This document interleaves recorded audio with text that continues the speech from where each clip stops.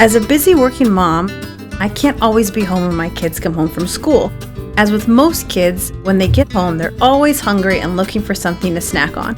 In order to keep my kids healthy, I have done away with the cream-filled snack cakes and have taught them how to make a simple snack using seasonal fruit. Being fall, it's apple season. My kids' favorite treat this time of year are these fun and easy to make apple moons. They're little slices of apple with a tasty spread, which allows granola or trail mix toppings to stick to them. All you will need to put these little treats together are apples, a spread like peanut butter, almond butter, or Nutella, and some sort of topping like granola, trail mix, crushed nuts, or your child's favorite cereal. Slice the apples with an apple slicer. These handy little tools are affordable, safe, and easy for kids to use.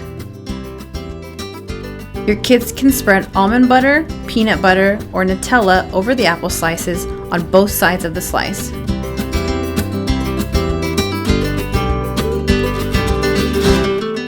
Finally, have your kids sprinkle their favorite toppings onto the apple slices and press the toppings into the spread to make sure they stick.